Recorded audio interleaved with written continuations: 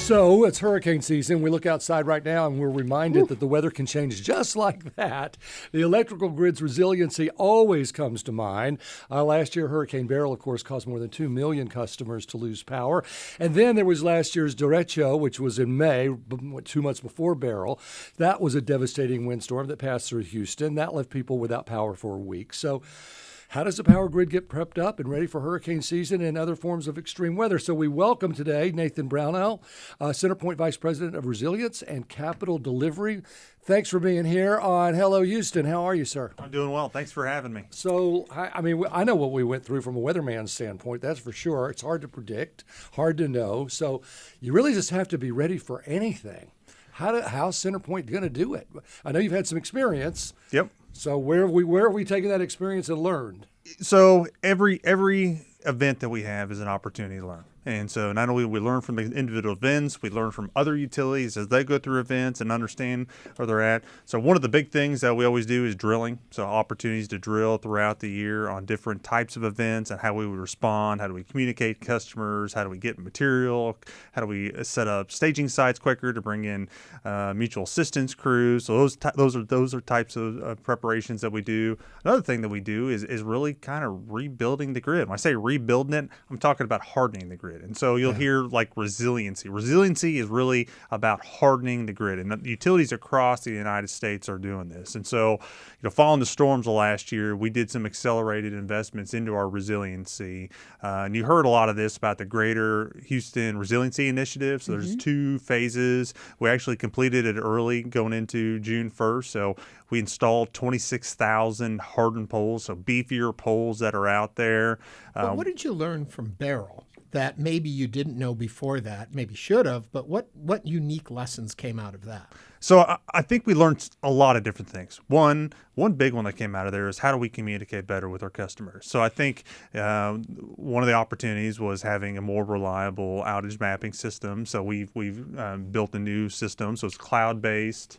It can hold about 6 times the demand that Beryl had during that time frame. It's in Spanish, it's in English, and we're going to continue to add on to that. So I think that's one way, and we're going to continue to evolve into that, where we're going to get down to the neighborhood level of being able to communicate to customers. So as you're driving through, your neighborhood and you see a CenterPoint truck sitting out there and be like, I wonder what they're going to do. Well, we're going to have a mapping solution. We're going to be able to go on there and see what that work is being done and understand what the value is to the customer. So I think that's one part. Another part around that we learned is how do we harden the grid better. So we spent a lot of time over the last year talking with our peers. So like Florida Power and Light is a very similar peer to us. So they're an area that has extreme weather. So hurricanes go through Florida quite a bit. They've got a growing area just like Houston. And so we really learned from them. So they went through a similar instance back in 2004. And so over the last 20 years, there's a lot of lessons learned. So what type of poles we should be using, how often should we inspect them, what should we be undergrounding, and what shouldn't we be undergrounding? And that's what I was just going to ask. We often hear the conversation around our power lines need to be underground. Yep. What percentage of lines are already below ground in our territory? It's around 50% of our distribution lines are underground. And so that's kind of where we're at. We're shooting to be around 60% by the end of 2028. And so one thing we learned from Florida Power and Light, you can see these big poles that are overhead out there. They really learned that you shouldn't underground those. You can harden those poles, withstand extreme wind by hardening them. It's really expensive to put them underground. You can do a lot more hardening. It's not only the expense of it, it's harder to fix underground. If something goes out, it's a longer outage period underground. That's right. Where above ground, this I learned from CenterPoint, if Yep. it's above ground, you can repair it faster and get service back quicker. So it's kind of a balancing act. It is. And one thing I want listeners to kind of realize, there's a difference between like resiliency and reliability. So like reliability is like your day-to-day performance. So power's on, not having any issues. Resiliency is really about how do we handle extreme weather. So we have this here in Houston. We get flooding, we get high winds, we get freezing temperatures, high heat. We get it all. Like we're You were actually just telling me that Harris County is known as. Can you tell our listeners about that? So every year the National Oceanic Administration, National Atmospheric, Oceanic, yes, I always get them mixed. NOAA is the NOAA, term. yeah. So they put out a mapping where they look at every county across the United States and they rank them based off of the extreme weather events that they have or that they have. Houston is number one. Yep. So Wow. the Harris County is number one. You know what number two is? Dade County, Florida. Miami-Dade County, Florida. So, Well, I'm a weather man from the We old got Frank days, on our so team. I'm So going to know it's things David's like trivia. that. but I want to give you a perspective of what the difference is. So Miami-Dade is at 75 ranked on a percentage scale. We're at 99. Let me ask you this. You mentioned communicating better with people because we were using Whataburger Yes. to we can see delete that where out. the power was back on. Did you learn something from that? I mean, is that part of the plan to just communicate better in that way? Yes, I think the simple answer is yes. We have to communicate better to our customers. So not only have we've made improvements to our outage mapping, we're going to further improve those just on a day-to-day performance. Not even just on extreme weather, of just how we're out in the communities. I mean, we have a huge opportunity. Like we have a 10-year plan. We're going to make Houston the most resilient coastal grid in the nation, and we're going to do a lot of work out there. And we have an opportunity to bring our customers along on this journey to show the things that we're going to do because it's going to You make got to it. know, there's listeners out there that are saying, I don't care how well you communicate. I shouldn't have to be communicating you. I'm only communicating because my power is going out. Yes. What are we doing in that regard?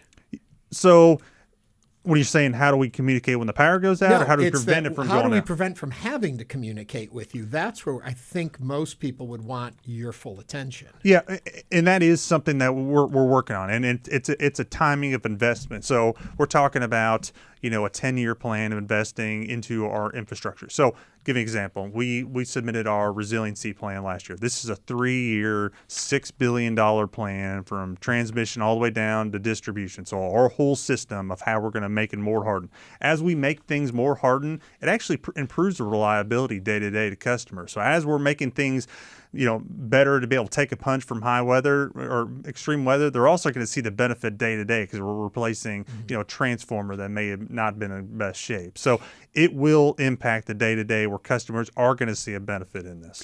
You're listening to Hello Houston, and we're speaking with Nathan Brunell, CenterPoint Vice President in Resilience and Capital Delivery. You can send in your questions at 713-440-8870. We did receive a text that asks, Nathan, since FEMA is gone after 2025, how will that impact CenterPoint? So for CenterPoint, it doesn't impact us greatly. So we're a part of regional mutual assistance groups. That utilities are kind of grouped into areas, and we kind of support one another. And so give an example from when after Hurricane Beryl came through, we reached out to, we call it SE, Southeastern Electric Interchange. And it's a group of all the Gulf Coast utilities that we work together to help each other. And so for us, as a utility, after an event, we're likely going to need additional linemen, or we're going to need additional manpower, or we're going to need materials, different types of things. We reach out to those groups to bring those in. Well, we help each other back and forth. And then if it's large enough, we'll go outside and go national. So like for Beryl, we brought in over 10,000 resources for that event, and those came from across the United States, even Canada, that came to help us. So we aren't so much dependent on FEMA for those type of resources. We as utilities are able to support each other. I would think that more impacts probably the local municipalities and their support that they're going to need. I'm assuming you were really behind the bill that was going to really toughen the laws for anyone who messed with CenterPoint or other linemen from other states. Oh, yes. That was one of the more sad things that was happening during Hurricane Beryl. I'll give you an example. We had a staging site that, we had over 1,000 people there. We brought resources in, getting it staged up. And we had calls come in about they were going to do a drive-by shooting at those sites. So we actually had to close that site and move those people out of that area because of safety concerns. So you think about the people that are coming. I mean, these are mom or dads that are doing as a line skill worker that are doing a really tough job as is, and they're coming down to Houston to help us get power on in a really tough situation.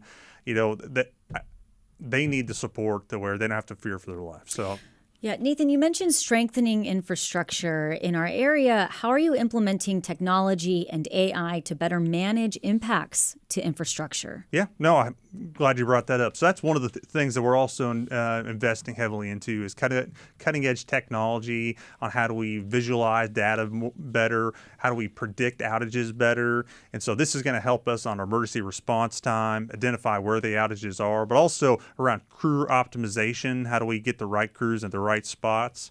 One of the cool things we're doing, so every year we're flying all of our systems, and they're basically doing a 3D imaging of our lines, and we're able to look at where do we have some potential vegetation concerns that we need to go out and address immediately, or if this one is going to be, it helps us make data-based approaches, decisions to really address the concerns of our system. Have you got into drones, with cameras and go in and looking at neighborhoods and problem areas? We used the drones during Hurricane Beryl in areas that were inaccessible for damage assessment, but that is an area that we have created within our organization that we're standing up to use drones as more of a common practice for us. I'll give you an example.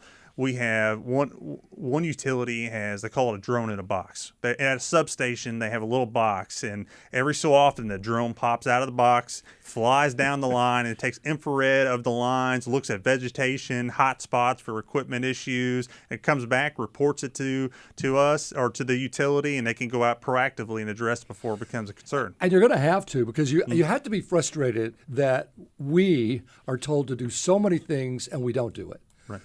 But let's go over the list. What can we at home that have vegetation, trees, dead limbs, what can we do to help this whole situation, to help you? I think being a good communicator to us is a big part. Making sure that you're able to, if you see something, please call it in. We want to know. I mean, we only have so many eyes that are out there. So if you see a concern, whether it's a tree that's sitting on the limb, a lot of times they're trees that are sitting on a communication line and not our line. But either way, let us know. Let us go take a look, because if it is a concern, we want to address it for the customer. The other part is, sign up for our power alert services that's out there. That's really crucial for customers that want more information. We can tell you whether, your power goes out.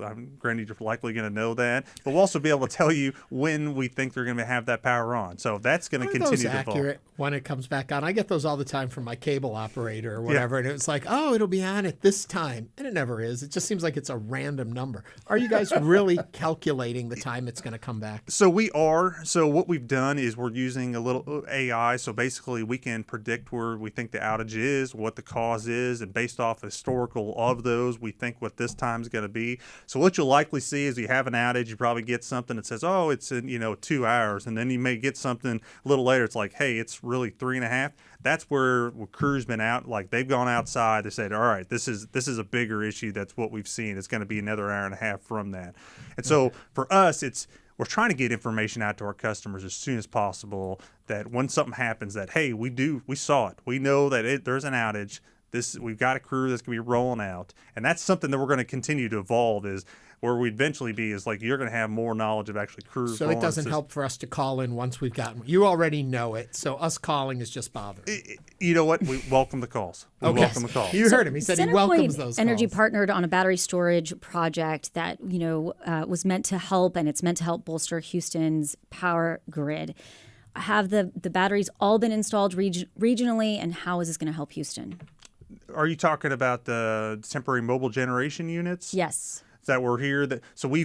So there's two separate parts. We had batteries. We had large generators that we have moved those to San Antonio. That was part of the plan. We're working with ERCOT and the governor's office to move those out there. But we do have a lot smaller units that we do have stationed across the city. And so what we plan to do with those, as we have weather events in the future, we'll be able to move those types of small generator units to areas like community centers, or areas that we can get powered up and keep people out of the heat or out of the cold, or those type of events. Okay, we got to wind up. But my last question for you: scale of 1 to 10. 10 we're perfect, 1 we're lousy. Where are we ready in terms of this season? I think we are an 8 or a 9 on preparation. So we did the Greater Houston Resiliency Initiative. We did a 1.5 years amount of work in 9 months. we made significant progress in hardening our systems out there.